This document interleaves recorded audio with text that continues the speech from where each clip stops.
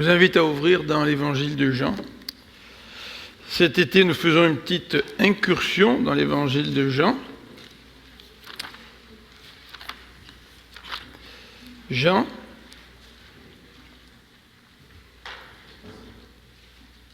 au chapitre 1er. Jean, chapitre 1er.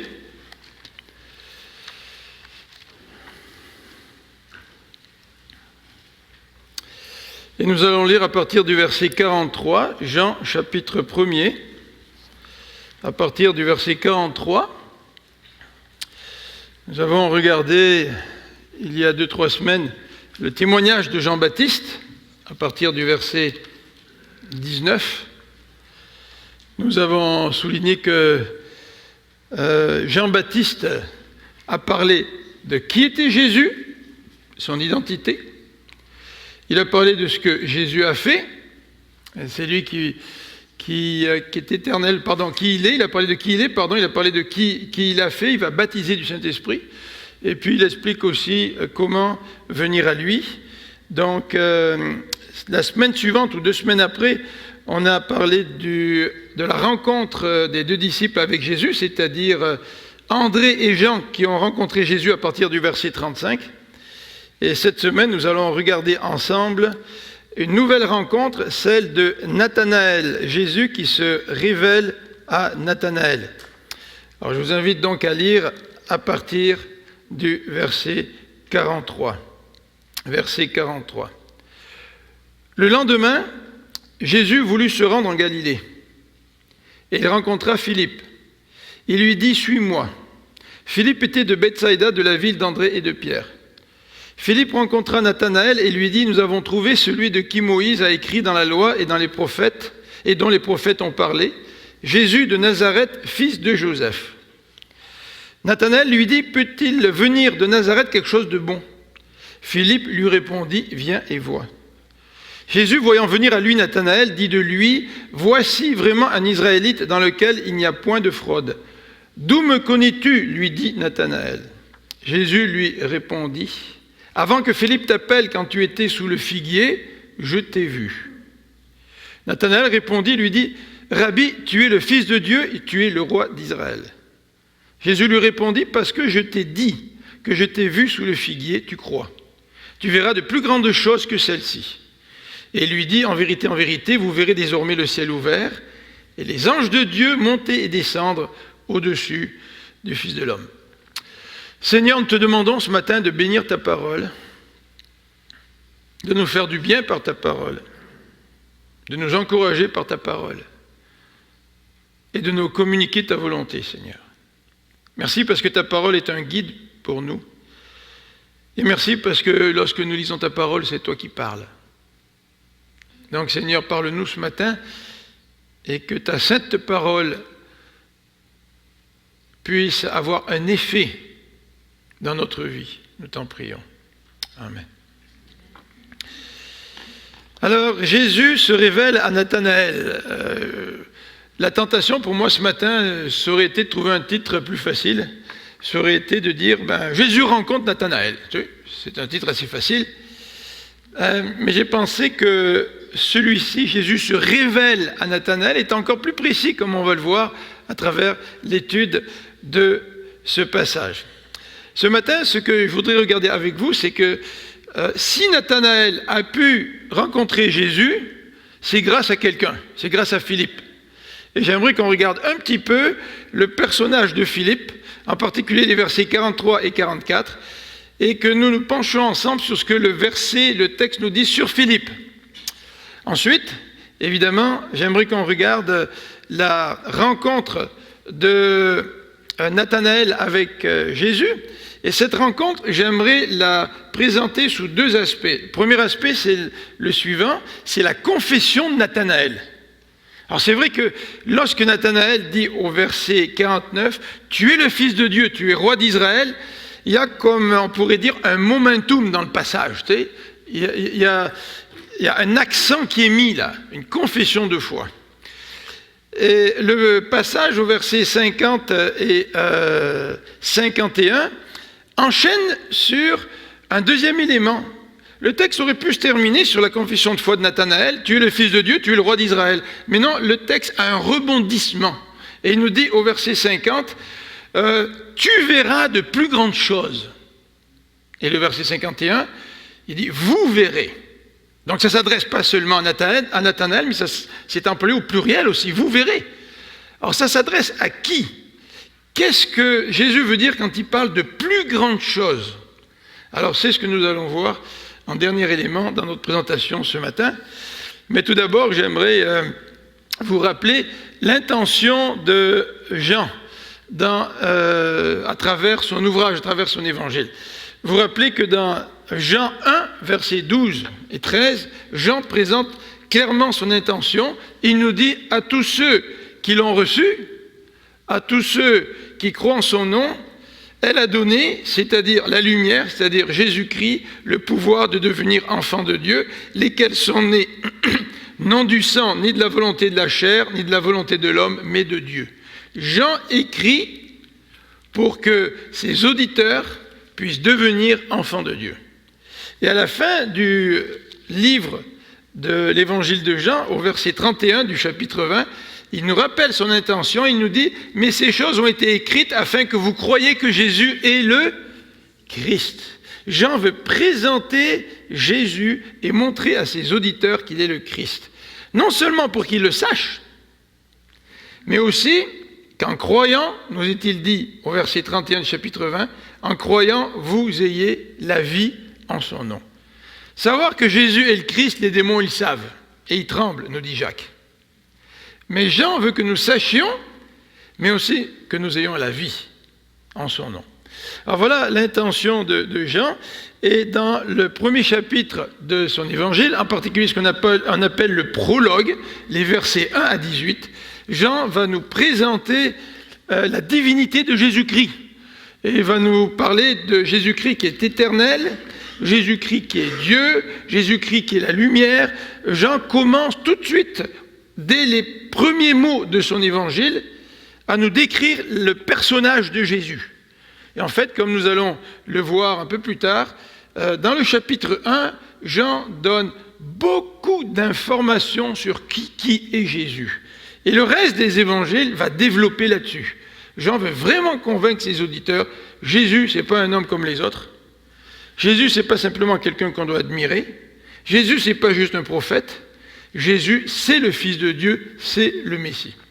Alors, dans l'évangile de Jean, Jean va utiliser les enseignements de Jésus. Il va utiliser, par exemple, le témoignage de Jean-Baptiste, mais il va utiliser aussi les rencontres. Et c'est la raison pour laquelle j'ai commencé ces études sur les rencontres avec Jésus pendant l'été, une petite incursion dans Jean. André et l'auteur de l'évangile, Jean, ont rencontré Jésus. Philippe a rencontré Jésus et Nathanaël a aussi rencontré Jésus. Et vous vous rappelez certainement d'autres rencontres. Nicodème, dans Jean 3, a rencontré Jésus. Jean 4, la Samaritaine. L'officier aussi de Capernaum a rencontré Jésus. Donc à travers toutes ces rencontres et l'interaction avec les gens, l'auteur de l'évangile veut nous présenter qui est Jésus pour que nous puissions savoir qu'il est le Messie, mais pour que nous puissions aussi croire et avoir la vie éternelle. Alors donc, voilà pour cette petite introduction. J'aimerais maintenant vous présenter les deux premiers versets de notre texte, le verset 43 et le verset 44. J'ai marqué 43 à 46, mais on va plutôt mettre l'accent sur 43 à 44. Jésus rencontre Philippe. Pourquoi Nathanaël a rencontré Jésus? C'est parce que Jésus a d'abord rencontré Philippe. Et le verset 43 débute en nous précisant à quel moment Jésus a rencontré Philippe. Le texte nous dit, le lendemain, Jésus voulut se rendre en Galilée. Alors vous savez que, comment dirais-je, la Galilée se situe au nord, on va le voir dans un court instant, et Jésus se trouve dans le Jourdain, là où se trouvait Jean-Baptiste, et Jésus a le désir de se rendre en Galilée. Alors le texte ne nous précise pas à quel moment il a rencontré Philippe. Est-ce que c'était en cours de chemin, En tous les cas, le chapitre 2 nous dit qu'il se retrouve en Galilée à Cana. Et il a fait le miracle des noces de Cana. Donc, Jésus veut partir de la vallée du Jourdain pour se rendre en Galilée. Et il rencontre Philippe. Et le texte nous dit que Philippe, il vient de Bethsaïda, au verset 44. Philippe était de Bethsaïda, de la ville d'André et de Pierre.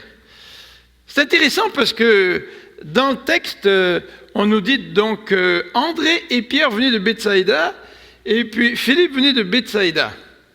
Mais ce qui est très intéressant, c'est que c'est Jésus qui est venu rencontrer Philippe. Alors avant de s'étendre un petit peu là-dessus, vous voyez un petit peu la carte à l'écran.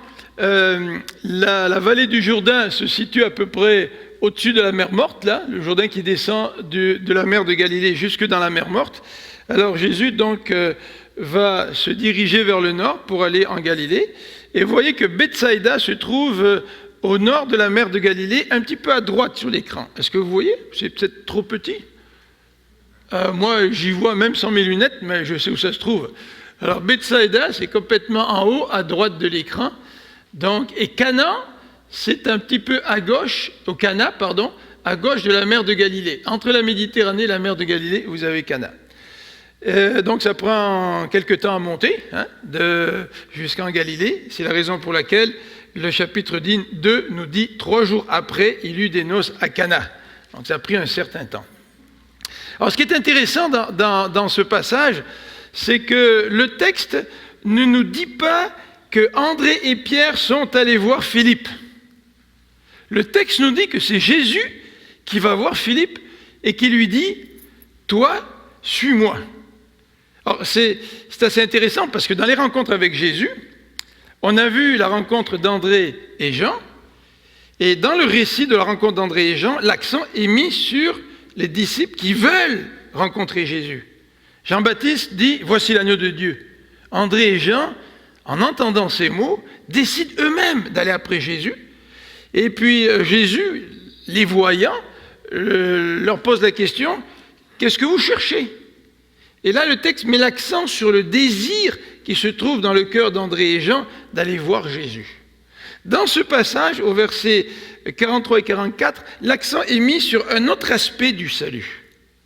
L'accent est mis sur l'œuvre de Dieu qui vient rencontrer quelqu'un. Et là, Jésus vient voir Philippe et lui dit « Suis-moi ». C'est Jésus qui vient à la rencontre de Philippe. Et on avait déjà souligné cela, je pense, il y a une semaine ou deux, en disant que le salut a 2 aspects. À la fois, il y a mon désir de m'approcher de Dieu, mais à la fois, il y a Dieu qui vient. Et l'Évangile, d'ailleurs, nous dit très clairement que personne ne vient à Dieu si Dieu ne l'attire. Alors, il y a certainement un genre de paradoxe dans le message de l'Évangile. D'ailleurs, dans le verset que vous avez à l'écran, Jean 15, verset 16, il nous est dit « Ce n'est pas vous qui m'avez choisi, mais moi je vous ai choisi et je vous ai établi afin que vous alliez et que vous portez de fruits et que votre fruit demeure, afin que ce que vous demanderez au Père en mon nom, il vous le donne. » Alors là, le passage met l'accent sur Dieu qui choisit. Et dans ce récit de rencontre avec Jésus, Jésus souligne que lui-même est allé rencontrer et aller chercher Philippe. En fait, on pourrait dire que même si Philippe a amené Nathanaël, c'est quand même Jésus qui va convaincre Nathanaël. C'est quand même Jésus qui lui dit « Voici un Israélite dans lequel il n'y a pas de fraude ». C'est quand même Jésus qui lui dit « Je t'ai vu lorsque tu étais sous le figuier ». C'est Jésus qui va convaincre Nathanaël pour amener cet homme à lui et provoquer dans son cœur une confession de foi que nous avons lu au verset 49. « Rabbi, tu es le Fils de Dieu, tu es le roi d'Israël. » Le verset 45 nous parle encore de Philippe. Et le verset 45 nous utilise une expression qui n'est pas tout à fait rendue dans la version que j'ai en français. Je ne sais pas comment c'est rendu dans votre version. Mais dans ma version, il est dit « Philippe rencontre Nathanaël ». Et peut-être que les traducteurs ont utilisé le mot « rencontre », parce qu'un petit peu plus loin, dans le verset, le texte se lit comme suit, « Et Philippe lui dit, nous avons trouvé. » Donc vous savez qu'en français, quand on veut écrire un bon texte, autant que possible, on évite les répétitions. Mais en fait, le début du verset, ce n'est pas Philippe a rencontré Nathanaël. Dans l'original, c'est Philippe a cherché Nathanaël. Et le mot qui est utilisé, c'est eurisco, qui a donné en français eureka. Vous vous rappelez eureka? Et quand on dit eureka, ça veut dire quoi? Ça veut dire tu as cherché un bout de temps, puis tu dis eureka, ça veut dire j'ai trouvé. Tu sais? Et c'est le mot qui est employé ici. Ça veut dire que Philippe a vraiment cherché Nathanaël. Et ça, c'est intéressant quand on regarde le témoignage de ceux qui amènent d'autres personnes en présence de Jésus. On a parlé d'André, qui a amené son frère Simon en présence de Jésus. Mais ici, le verset 45 nous parle un petit peu de l'état d'esprit de Philippe. Philippe intentionnellement est allé chercher Nathanaël. Et Philippe devait être excité. Le texte ne donne pas des grandes descriptions, mais certainement si Philippe s'est dit « je vais chercher Nathanaël », c'est qu'il avait pris une décision et qu'il avait une motivation pour le pousser vers Nathanaël. Philippe n'a pas laissé les choses aller. Vous savez, souvent on se dit je vais témoigner selon les circonstances qui se présentent à moi, puis finalement on n'est pas très intentionnel, puis au bout d'un certain temps on se rend compte qu'on ne témoigne pas beaucoup. Tu sais. Mais Philippe était vraiment intentionnel puisqu'il a cherché Nathanaël pour lui parler du Christ. Alors c'est intéressant parce que Jean veut nous décrire qui est Jésus. Et là, Jean va nous rapporter les paroles que Philippe a employées. Et les paroles que Philippe a employées sont un petit peu différentes de celles que André a dit à Simon. André a dit à Simon, nous avons trouvé le Messie. Jean-Baptiste a dit à ses disciples, voici l'agneau de Dieu. Et là, Philippe nous dit, nous avons trouvé celui de qui Moïse a écrit dans la loi et dont les prophètes ont parlé, Jésus de Nazareth, fils de Joseph. Alors ce que Philippe est en train de dire à Nathanaël, c'est que Jésus a accompli l'Ancien Testament, puis il met l'accent là-dessus. Il parle de Moïse, il parle des prophètes, il est en train de dire, celui que j'ai rencontré, il a accompli tout l'Ancien Testament. Ça fait écho, ou plutôt les paroles de Jésus aux disciples d'Emmaüs font un peu écho à cela, n'est-ce pas? Quand Jésus parle aux deux disciples d'Emmaüs, puis leur explique tout ce qui le concernait, à partir de la loi, et puis dans les psaumes, dans les prophètes, dans tout l'Ancien Testament, Jésus a expliqué comment l'Ancien Testament l'a décrit, l'a annoncé à l'avance. Et Philippe emploie un petit peu les mêmes paroles. Mais vous savez, quand on témoigne, on n'est pas toujours parfait. Hein, on aimerait bien avoir le mot juste, et puis jamais se tromper. Puis Nathanaël est en train de parler de Jésus de Nazareth. Et nous savons très bien que dans les prophètes de l'Ancien Testament, on ne nous dit pas que Jésus vient de Nazareth. Et en plus, Nathanaël est en train de dire que Jésus est le fils de Joseph.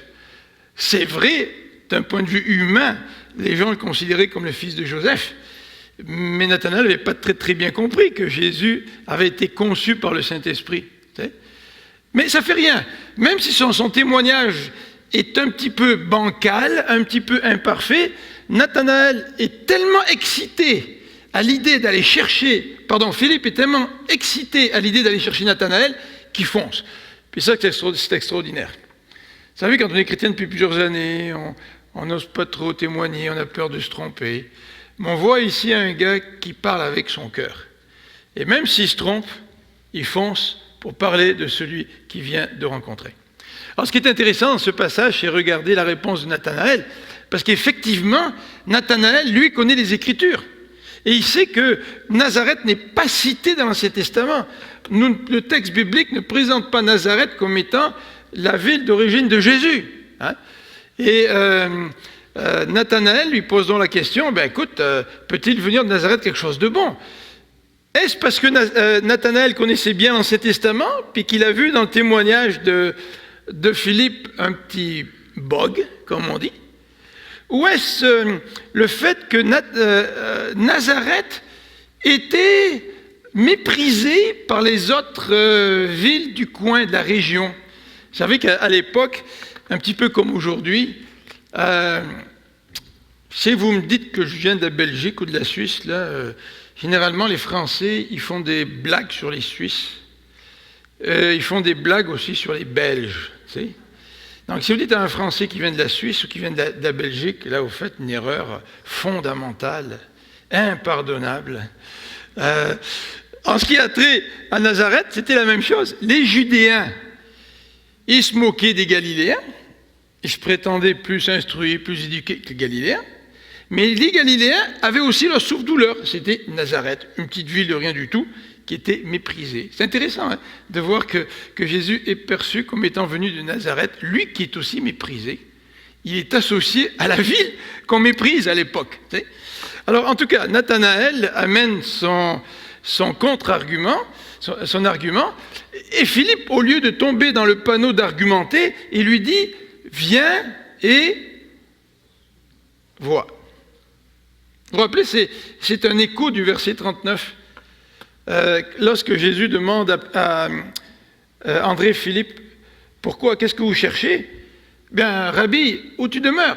Alors Jésus, il dit, « Viens, venez et voyez. » Et Philippe dit la même chose. Au lieu d'argumenter, puis se battre dans des argumentations, vous savez, parfois, quand on veut argumenter en tant que chrétien, on n'est pas très sûr de notre affaire, puis parfois on se débat, et finalement notre argumentation est tellement bancale que le non-chrétien ne prend pas ça très au sérieux, et quand nous argumentons, bien, nous déplaçons l'accent qui devrait être sur Jésus-Christ, et nous le mettons sur l'argumentation. Et là, Philippe, malgré le fait qu'il ne sait pas tout, Philippe ne tombe pas dans le piège de l'argumentation. Il dit « Viens et vois ». Vous vous rappelez, je vous ai parlé, moi, d'une petite pin que j'ai ici, là. Puis je pense que ça provient, qu'on met ici, qu'on peut accrocher sur une veste ou un manteau. Ça provient de la campagne d'évangélisation, je crois, de Billy Graham, si je me rappelle bien. Et puis, la petite pin dit ceci « Try God ». C'est intéressant. Hein? Quand on témoigne à quelqu'un, pourquoi ne pas l'inviter à expérimenter la relation avec Dieu, au lieu de tomber dans une argumentation qui n'en finit plus. Et c'est ce que dit Philippe à Nathanaël. Il lui dit, viens et vois. Alors maintenant, le texte, évidemment, enchaîne avec la rencontre de Nathanaël avec Jésus.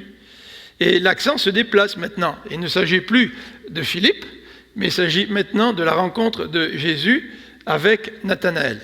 Et pour nous aider un petit peu dans la compréhension de ce texte, il est important de se rappeler qui était Nathanaël.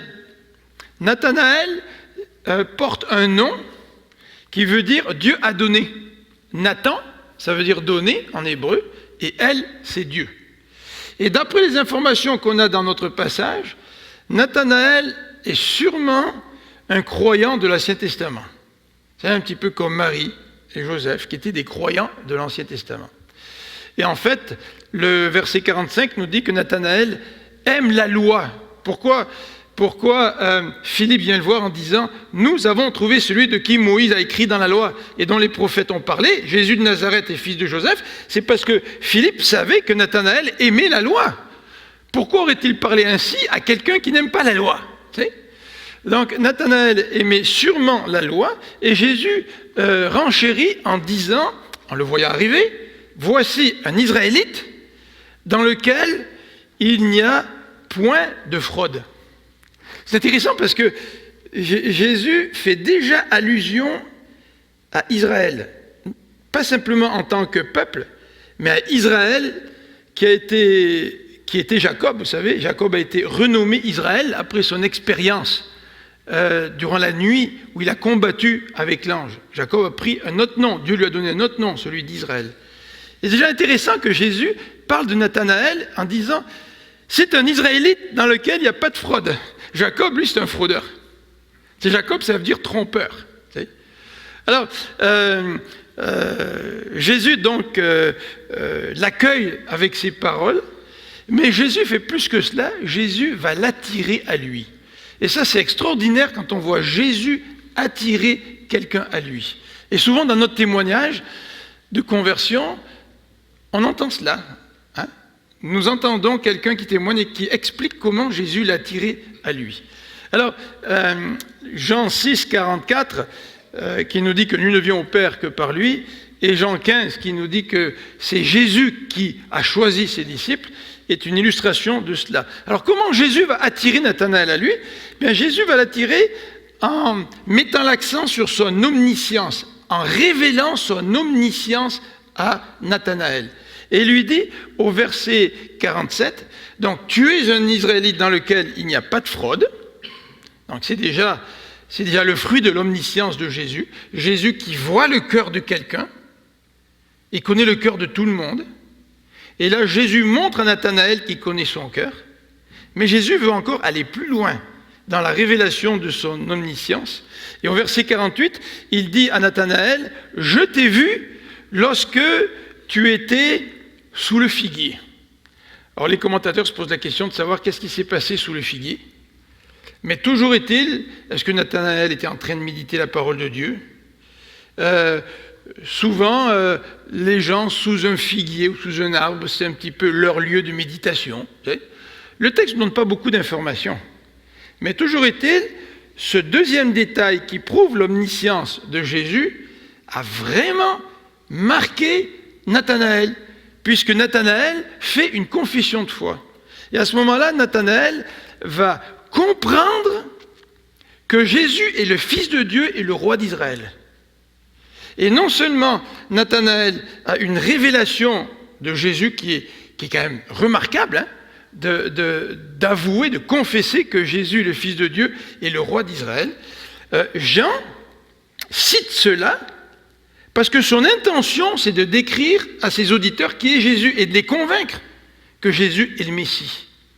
Alors, l'objectif de Jean n'est pas de raconter des histoires là, de Nathanaël, de Philippe, puis c'est tout. Mais l'objectif général de Jean est de présenter Jésus.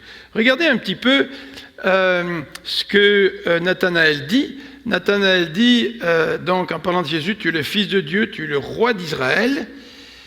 La compréhension de Nathan, on va le voir dans quelques instants, est incomplète. Et la confession de Nathan s'appuie sur un miracle de Jésus. Jésus fait un miracle. Jésus est en train de lui montrer qu'il est omniscient.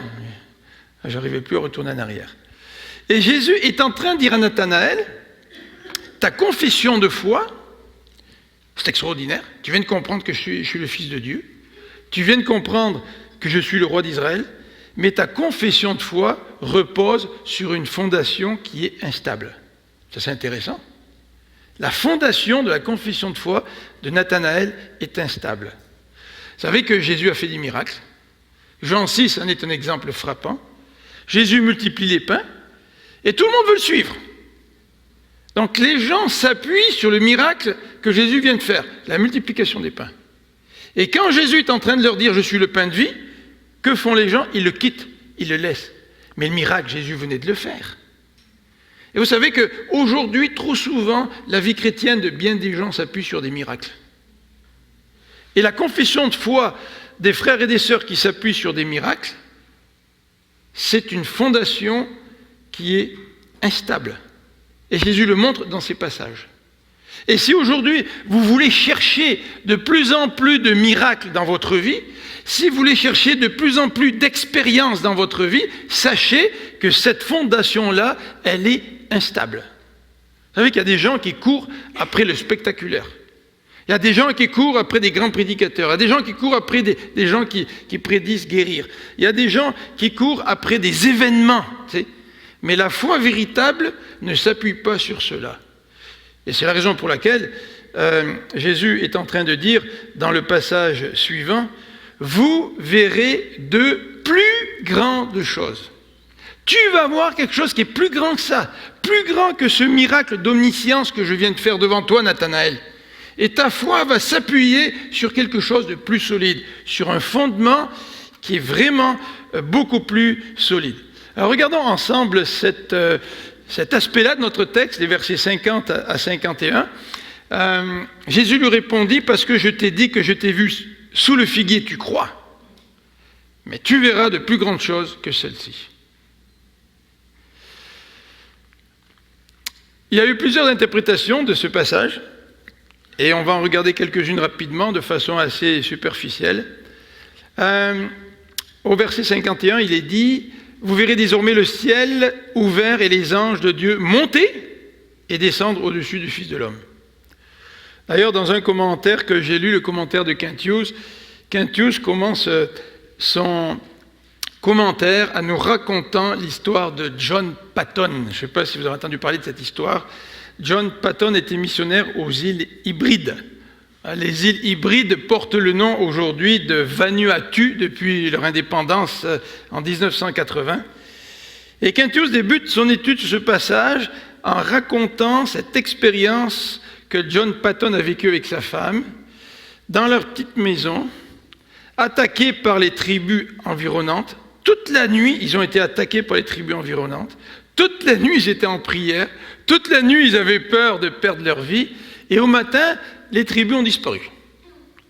Et des années plus tard, lorsque John Patton a pu pénétrer avec l'Évangile ces tribus-là, il a parlé avec des chefs de cette tribu. Et ils ont parlé de cette fameuse soirée où les tribus ont attaqué la maison du missionnaire. Et le chef de tribu de dire, écoute, où étaient tes soldats? Patton dit, il n'y avait pas de soldats.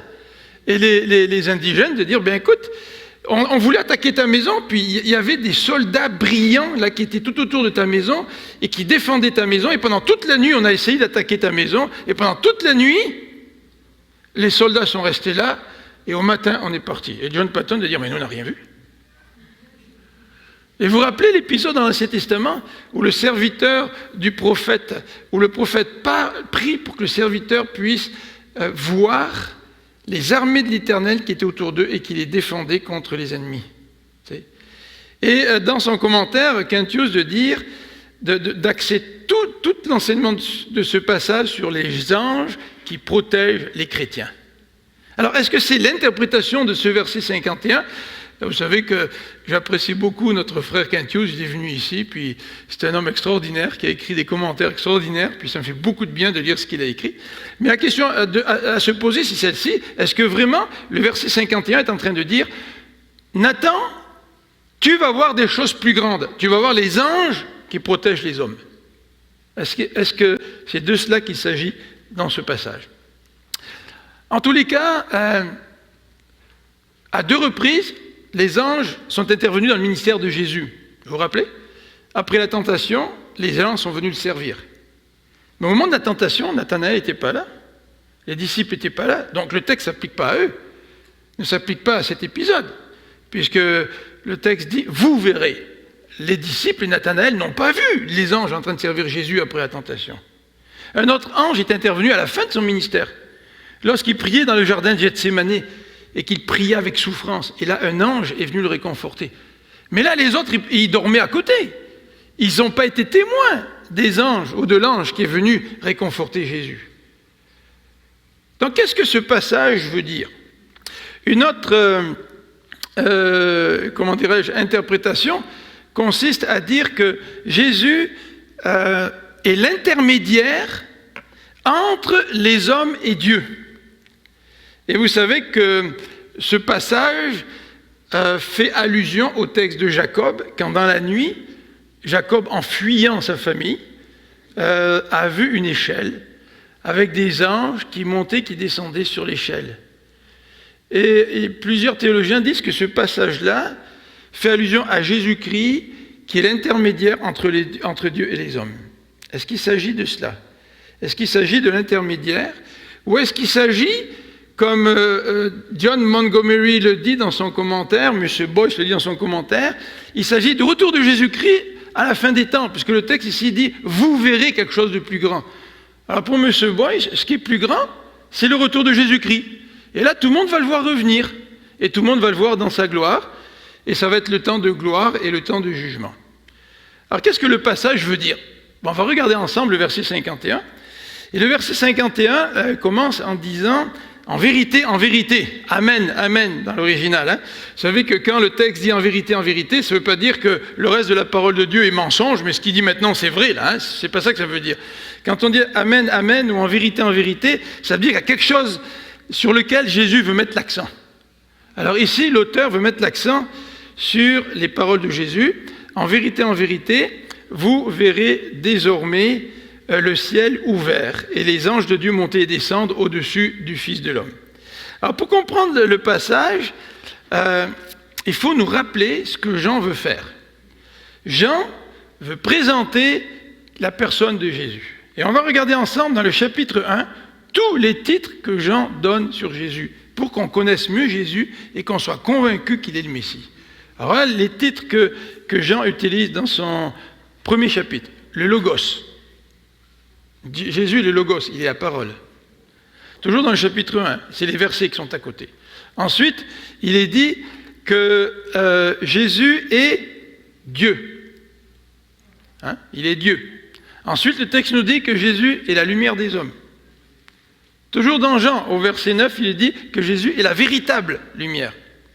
Ensuite, il est dit que Jésus est le Fils unique, au verset 14 et 19.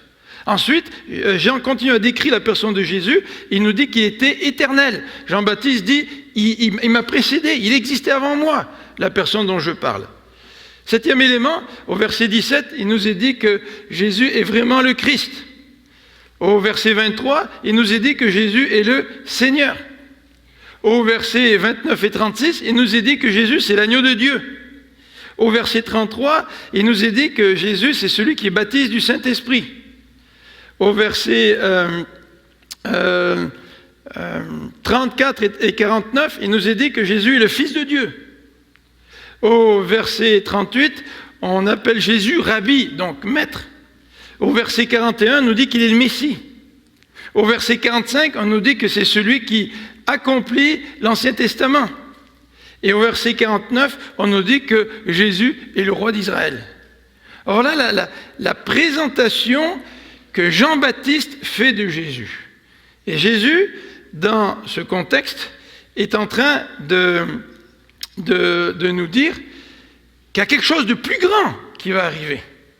Et que les disciples et Nathanaël vont voir. De quoi s'agit-il? Déjà, là, on a une belle description de Jésus, de qui il est, de ce qu'il fait. Il pardonne les péchés, il baptise du Saint-Esprit, il est éternel, il est le Fils de Dieu, il est le Messie, etc. Il est le roi.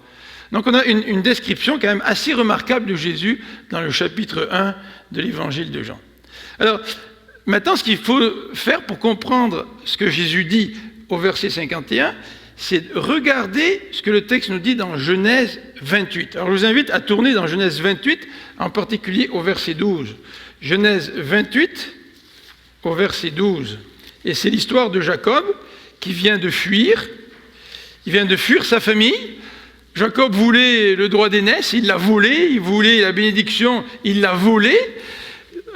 Craignant son frère, il s'enfuit.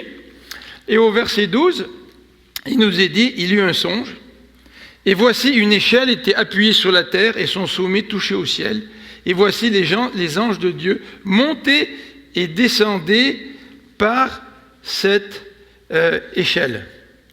Et le verset 52, sans mentionner l'échelle, le verset 52 de Jean nous dit que des anges montent et descendent sur le Fils de l'homme. Alors c'est intéressant parce que dans Jean, on nous dit sur le Fils de l'homme. Vrai? Je ne sais pas qu'est-ce qui est écrit dans vos Bibles, mais dans vos Bibles, quand il est dit dans Genèse 28, il est écrit « Les anges descendaient sur l'échelle ». D'accord? Ou par cette échelle. En fait, c'est sûr dans l'original. Et le mot « échelle » en hébreu, ce n'est pas féminin. D'accord? Le mot échelle en hébreu, c'est masculin. Et dans le texte original, vous n'avez pas sur l'échelle. Vous avez sur lui ou sur elle. Mais comme échelle est au masculin, en hébreu, vous avez il descendait sur lui.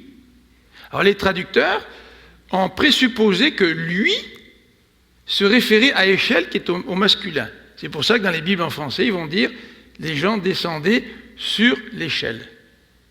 Mais dans le verset, il y a un autre mot qui est au masculin. C'est Jacob.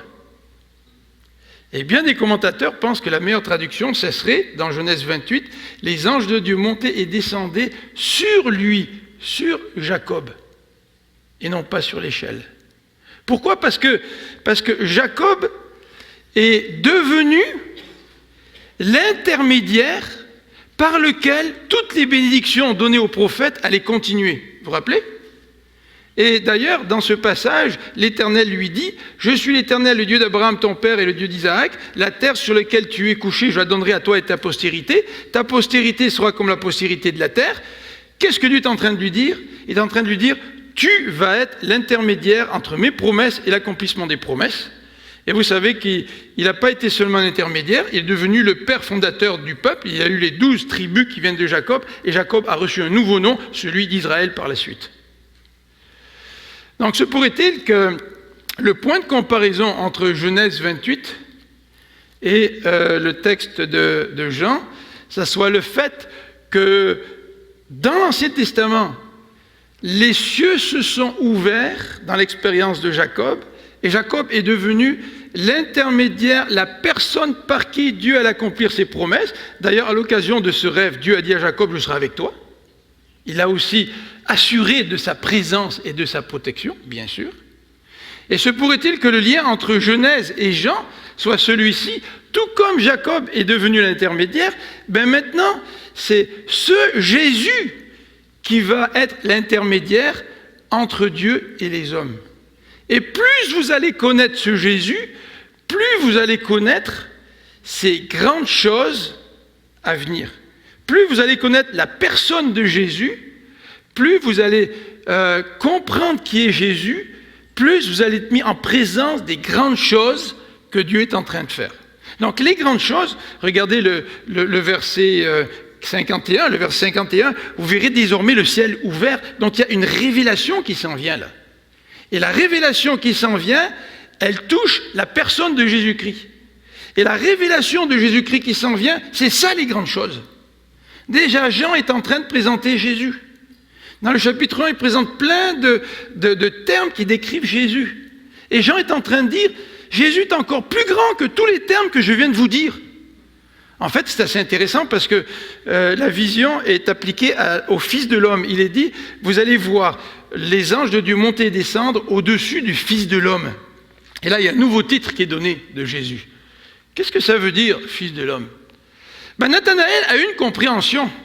Nathanaël, il a compris que Jésus est le roi d'Israël. Mais vous savez que le roi d'Israël a une connotation politique. Hein ? Les Juifs attendaient un roi, un Messie libérateur. Et le roi d'Israël avait une connotation aussi raciale. C'était le roi des Juifs. Mais vous savez que le titre « Fils de l'homme » est en train de présenter Jésus encore plus grand que le roi d'Israël. Le Fils de l'homme, c'est un titre qui vient du livre de Daniel. Oh, ça va trop vite. Qui vient du titre de Daniel. Et dans Daniel, au chapitre 7, versets 13 à 14, on parle du Fils de l'homme qui va avoir la domination sur toute la terre, sur tout l'univers. Déjà là, Jésus est en train de dire à Nathanaël, tu vas voir des choses plus grandes. Quelles sont ces choses plus grandes ? C'est que tu vas avoir une plus grande révélation de qui est Jésus-Christ. Toi, tu as compris que Jésus-Christ était le roi d'Israël, ben, tu vas comprendre que Jésus-Christ est encore plus grand que d'être roi d'Israël. Jésus-Christ est le roi du monde entier. Jésus-Christ est le roi de toutes les nations. Cette plus grande révélation touche la personne de Jésus-Christ. Et si ta foi s'appuie non pas sur un miracle, comme celui que Jésus a fait avec Nathanaël, mais si ta foi s'appuie sur une plus grande compréhension de qui est Jésus, là ta foi s'appuie sur quelque chose qui est solide, sur la personne même de Jésus-Christ. Qui sont ces plus grandes choses que tu vas voir ? Ces plus grandes choses, ça touche la compréhension, la connaissance de qui est vraiment Jésus-Christ. Ça cadre avec le passage. Le but de Jean, c'est de nous présenter Jésus-Christ. Le but de Jean, c'est de nous dire qui est Jésus-Christ. Là, je ne peux pas dire accepter, là, ça n'a pas d'allure. J'ai laissé mon téléphone sur la musique, et puis une fois, j'ai dit à ma femme, je suis sûr, ça va m'arriver quand je suis en train de prêcher, là. La nuit dernière, on a été privé d'électricité à partir de 5 h l'après-midi. Puis ce matin, quand je suis parti, là, on n'avait encore pas d'électricité. Et je me suis réveillé avec le téléphone cellulaire. Et puis j'ai oublié de fermer le téléphone cellulaire. Donc, comme disent les bons enseignants, faites ce que je vous dis, faites pas ce que je fais. D'accord ? Donc, ce qui est plus grand, c'est la compréhension de ce que le Seigneur Jésus est et la compréhension de ce que le Seigneur Jésus-Christ fait. Terminons avec cette expression, la Fils de l'homme. 13 fois, elle est utilisée dans Jean. Et à plusieurs reprises, l'expression Fils de l'homme non seulement enlève l'ambiguïté de roi d'Israël, qui est trop politique, mais l'expression Fils de l'homme fait allusion à ses souffrances et à sa crucifixion. L'expression Fils de l'homme fait allusion à son autorité. Et là, Jésus est en train de dire à Nathanaël, oui, c'est bien, tu viens de faire une belle confession de foi, mais je te dis, là, tu vas comprendre encore des choses plus grandes qui me concernent. Et ta foi va pouvoir s'appuyer pas seulement sur un miracle que j'ai fait à cause de mon omniscience. Je t'ai dit où tu étais là sous le figuier. Mais ta foi va s'appuyer sur une meilleure connaissance de qui je suis et qu'est-ce que je fais et qu'est-ce que j'ai fait. En conclusion, j'aimerais nous laisser avec ces 2 ou 3 pensées autour de l'expression « vous verrez ». Vous verrez, qu'est-ce qu'ils allaient voir ? Ses actions et ses paroles. Vous verrez, qu'est-ce qu'ils allaient voir, ses disciples ? C'est sa vie, sa mort et sa résurrection. Au chapitre 8 de Jean et au verset 28, le passage nous dit ceci. Jésus leur dit, « Quand vous aurez élevé le Fils de l'homme, alors vous connaîtrez ce que je suis et que je ne fais rien de moi-même et que je parle selon ce que le Père m'a enseigné. » Au moment où Nathanaël rencontre Jésus, il y a bien d'autres choses que Jésus allait révéler. Le ciel est ouvert et ils vont comprendre que le Fils de l'homme doit souffrir. Ils vont comprendre que le Fils de l'homme doit mourir sur la croix. Ils vont comprendre l'étendue du salut. Ils vont comprendre de plus grandes choses que simplement un miracle dû à l'omniscience de Jésus. J'aimerais terminer en nous posant la question suivante. Quel est le fondement de votre foi ? Est-ce que le fondement de votre foi sont les expériences ? Ah ben là, si vous n'avez plus d'expérience, là vous êtes perdu. Ben là, ça ne va plus avec Dieu, là je vis plus d'expérience avec Dieu, là. Il m'en faudrait d'expérience, là. Peut-être quelque chose qui ne va pas bien dans ma vie, là, tu sais. Seigneur, là, le moulin à expérience est arrêté, il faudrait que ça reprenne, là, tu sais. Ça me stimulait dans ma vie chrétienne. Est-ce que le fondement de votre foi, ce sont les miracles ? Vous savez, une fois que j'étais pasteur à Sainte-Rose, on préparait une belle petite soirée avec ma femme auprès du feu, là, puis on reçoit un coup de téléphone. « Philippe, il faut que tu viennes à telle église, il y a un prédicateur là, qui fait des miracles, c'est extraordinaire, il faut que tu viennes. » Puis il y avait plusieurs personnes de notre église qui étaient rendues là, tu sais. Et j'y suis allé. Mais je n'ai pas vu de miracle. Et même s'il y avait un frère que je connaissais depuis longtemps, qui avait un problème physique très marqué, qui prétendait avoir été guéri, quelques semaines après, son problème est encore là. Est-ce que notre foi repose sur des expériences, sur des miracles ? Ou est-ce que l'essentiel de notre foi repose sur la personne de Jésus-Christ ? Est-ce que tu connais qui est Jésus ? Tu le connais bien ? Est-ce que tu sais bien, tu as bien compris ce qu'il a fait pour toi ? Est-ce que tu as bien compris qui il était ? Est-ce que tu as compris ce qu'il veut faire dans ta vie ? Ta foi devrait reposer sur une bonne compréhension de qui Jésus est et sur une bonne compréhension de ce que Dieu veut faire dans ta vie et quel est son plan pour l'humanité. Est-ce que le Seigneur ne veut pas d'expérience ? Bien sûr, dans sa grâce, il nous permet d'avoir des expériences. Mais vous savez, quand on est fiancé avec quelqu'un, c'est une belle expérience d'être en amour. Mais l'amour, ça ne suffit pas. À un moment donné, l'amour se construit à travers la relation, à travers le fait que je connais l'autre, que ma connaissance de l'autre s'approfondit. Cela n'empêche pas de vivre des bons moments avec l'autre, d'avoir de belles expériences. Mais un amour qui se fonderait juste sur des expériences, sans un approfondissement de la connaissance de l'autre, c'est un amour qui serait fragile. Ainsi en est-il notre relation avec notre Seigneur Jésus. Prions ensemble.